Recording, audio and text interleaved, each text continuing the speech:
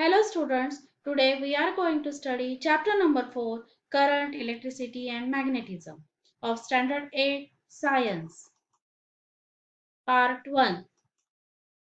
Which constituents are present in an atom? Proton, electron and neutron are present in an atom. An atom has same number of positively charged protons and negatively charged electrons. So an object doesn't show any charge though its atom contains charged particles. Think and answer. What will happen if a glass rod is rubbed with a silk cloth? If a glass rod is rubbed with a silk cloth, it gets electrically charged. How do objects get charges? An electrical charge is created when electrons are transferred or removed from an object because electrons have a negative charge. When they are added to an object, it becomes negatively charged. When electrons are removed from an object, it becomes positively charged. What are the static and moving charges? When all the atoms of an object acquire the electric charge, the object as a whole becomes electrically charged. When the charges does not move, the object is said to have acquired the static charge. If the charge move, then it is said that the object has moving charges. Moving charges get transferred from one object to the other. These are negatively charged. Moving negatively charged particles are the electrons. Can the negative charge made to flow? Can electricity be made to flow like water flowing from higher level to lower level? You have learned that the force will have to be applied to put stationary object into a motion. When we get current, electricity, the electrons in an electrical conductor are made to flow. Current, electricity. A large current flows when lightning takes place from a cloud to the ground. While sensation is felt by us due to the microscopically small current flowing to the brain. You are aware of current flowing through the wires, electric bulbs, and equipments in the house. In electric cells of a radio or a car battery, a current is produced by the flow of the both negatively and positively charged particles. I again repeat, a current is produced by the flow of the both negatively and positively charged particles. Electrostatic potential. Water or liquid flows from higher level to lower level. Heat always flows from a body at higher temperature to a body at lower temperature. Similarly, there is a tendency of the positive charge to flow from a point of higher electric level to the point of lower electric level. This electric level deciding the direction of the flow of the electric charges is called as electrostatic potential. I again repeat, the electric level deciding the direction of flow of the electric charges is called electrostatic potential. Potential difference.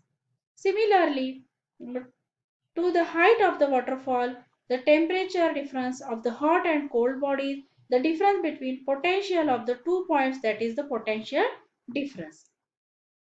Try this. Take a connecting copper wires and connect the circuit as shown in figure 4.1a. No current is seen to flow in the bulb.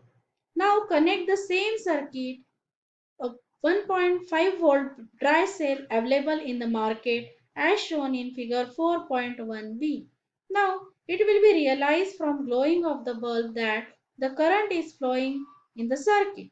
The electrons in the wires flow due to the potential difference between the two ends of the dry cell. These flow from negative terminal of the cell to the positive terminal of the cell. Conventional current flows in the opposite direction as shown in figure. It is shown by an arrow. We will learn about the electrical circuit later in this chapter.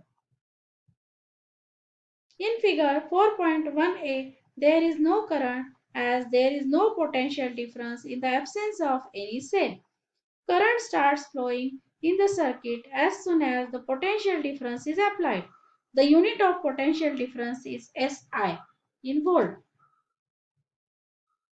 The unit of potential difference in SI system is volt. It is denoted by V. How can we measure the water flow emerging from a pipe? We can find it from the amount of water in liters coming out the specific period. How then is the electric current measured? The electric current is measured by the amount of charges flowing in the wire for a specific period of time. We have seen that electric current is produced due to the flow of the charged particles. Electrical charge flowing through a wire in a 1 second can be called unit current.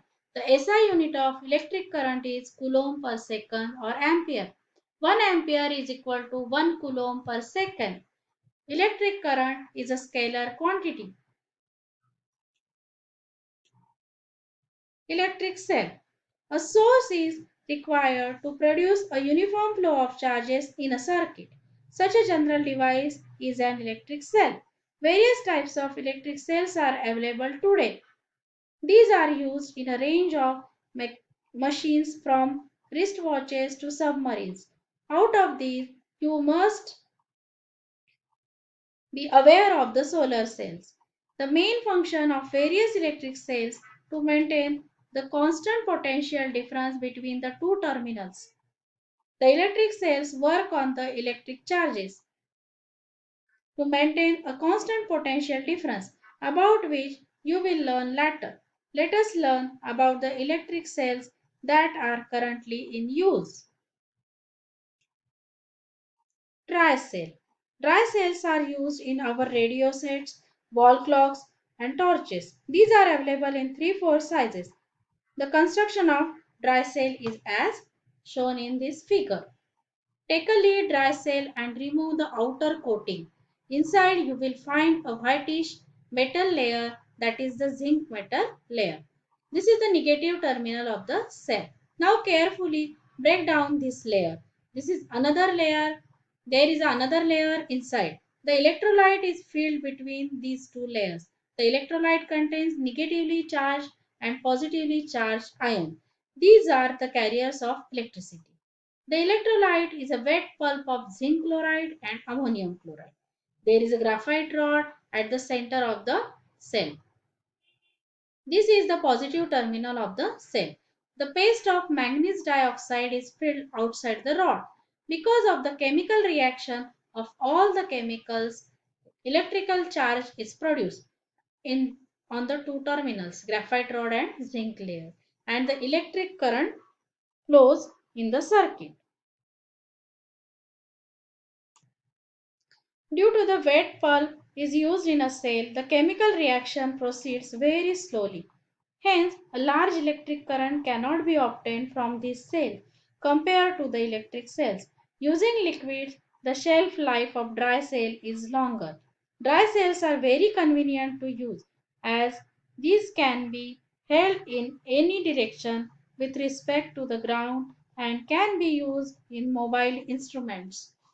I again repeat, compared to the electric cells using the liquids, the shelf life of dry cell is longer. Dry cells are very convenient to use as this can be held in any direction with respect to the ground and can be used in mobile instruments. Lead acid cells. See the figure. Let us examine its principle. This type of cell can be recharged after getting electrically discharged. The lead acid cell contains a lead electrode and a lead oxide electrode, and both are dipped into the dilute sulfuric acid PbH2SO4.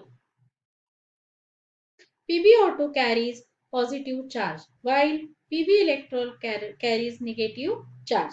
The potential difference between these two is nearly 2 volt.